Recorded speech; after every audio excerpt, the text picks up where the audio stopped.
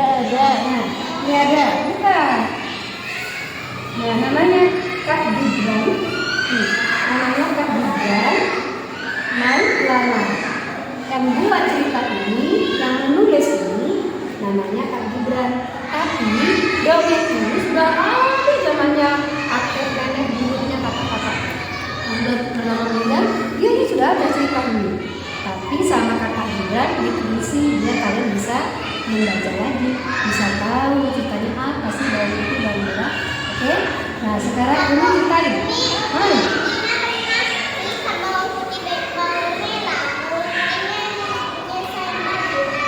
Iya, makanya ini ceritain. Kayaknya nggak ada tahu. Kalau bawang merah itu jahat. Iya, oke, mulai dulu ya. Nanti kita tanya jawab. Kakak paham?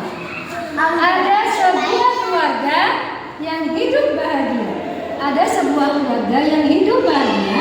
Mereka memiliki seorang putri yang diberi nama Bawang Putih.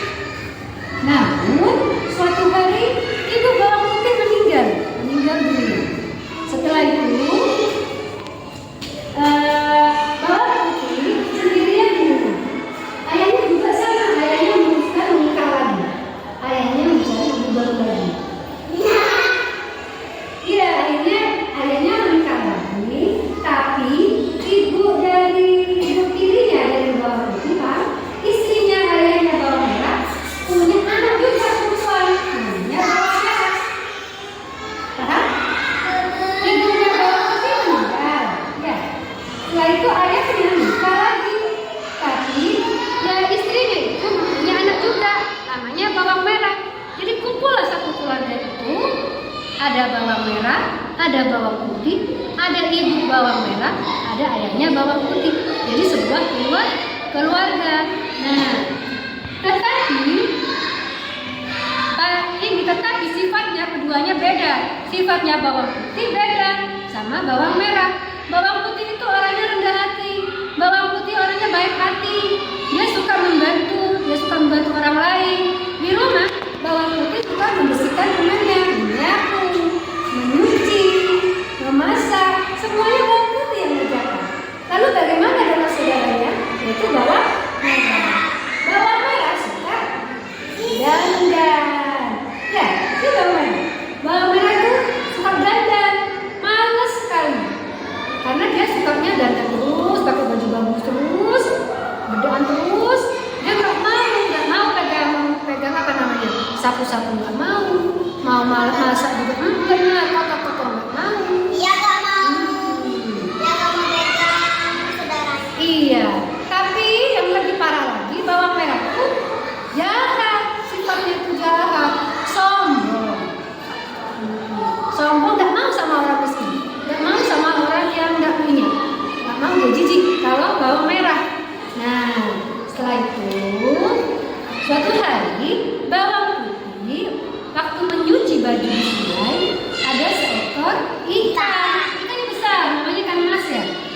Nah, dikira ini bawang putih mengambil ikan itu untuk dimasak. Ternyata ikannya bisa ngomong. Jangan goreng aku bawang putih, jangan goreng aku. Nanti aku akan membantumu jika kamu dalam kesulitan. Bawang ini yang namanya ikannya bicara begitu sama bawang putih. Akhirnya saudara bawang putih dilepaskan lagi ikannya. Kalau dia merasa kasihan, akhirnya dilepaskan lagi di sungai. Nah, jadi dia makan ikan. Nah, ketika dia selalu mencuci, selalu dibantu sama ikannya membersihkan ikannya. Gimana caranya ya? Bawang putih juga nggak tahu kenapa tiba-tiba itu semua bajunya selesai sudah dicuci. Nggak tahu kan dia ikan aja. Paling dia cuci-cuci sendiri. Nggak pakai apa ya, nggak pakai mesin cuci ya. Iya, itu beda. Iya, cucinya di sungai. Lalu setelah itu ya, bawang merah tuh curiga, kok bisa sih bawang putih itu selalu pulang terus cepat gitu. Cuci kok cepat. Akhirnya dia penasaran, diikutilah bawang putih ke sungai waktu itu.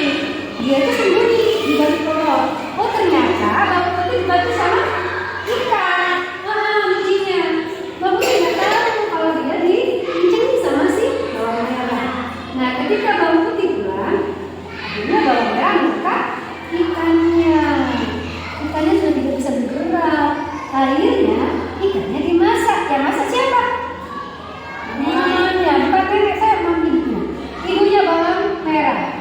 Juga termasuk ibu bawang merah mengangkat ikannya. Ikannya sudah tidak bisa bergerak. Akhirnya ikannya dimasak. Yang masak siapa? Ya, bukan nenek saya, ibunya. Ibunya bawang merah. Juga termasuk ibunya bawang putih, tapi ibu tiri. Bukan ibu tiri. Ya, ikannya dimasak. Iya. Ya, ikannya dimasak. Setelah itu ikannya disajikan. Waktu makan malam, ikannya dikasihkan. Biar yang makan bawang putih gitu. Dimakanlah sama bawang putih. Karena bawang putih tidak tahu kalau itu ikan temannya. Ya. Lanjut setelah habis tinggal tulangnya, baru dikasih tahu sama bawang merah, kalau kamu ikan yang kau makan itu adalah temanmu yang aku tangkap di sungai. Akhirnya apa? Bawang putih menangis terseduh-seduh karena dia menyesal karena telah memakan ikan temannya dia sendiri. Akhirnya tulangnya itu sampai menangis, ya tulangnya dibawa ke belakang rumahnya, dikubur sama bawang putih.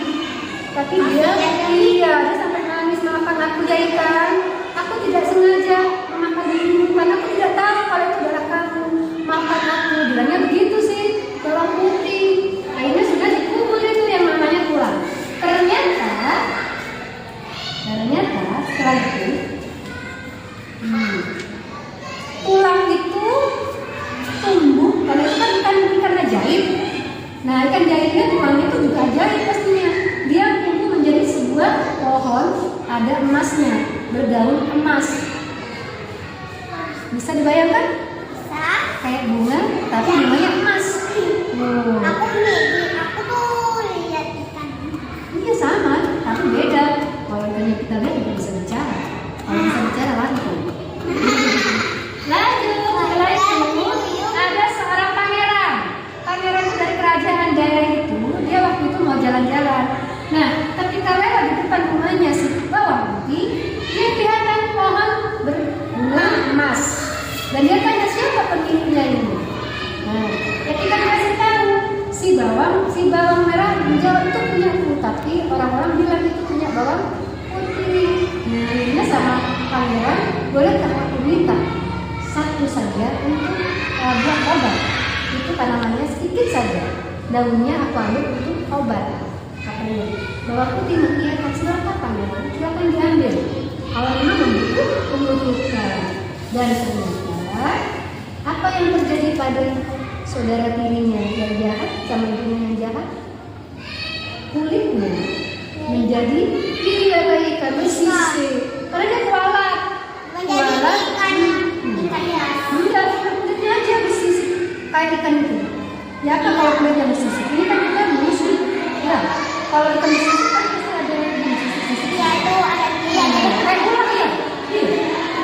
Enggak, ini dia harus hidup air. Nah, sudah. Akhirnya dia kualat seperti itu. Dan bagaimana nasibnya bawang putih? Bawang putih akhirnya dikenal sama pangeran. Akhirnya menjadi permaisuri. Dia hidup di kerajaan. Hidupnya bahagia. Sudah. Sekarang apa yang kakak lihat dari sini, kakak baca dari sini? Pesannya kakak, pesannya ini ceritanya ke kakak apa? Satu, tidak boleh sombong. Yang kedua, selalu membantu orang yang membutuhkan. Yang ketiga, suka membantu mama atau ayah di rumah dia. Ya, jangan males-malesan, benar. Sudah. Oke. Terima kasih ya. Sudah. Sekarang kita doa. Doa belum?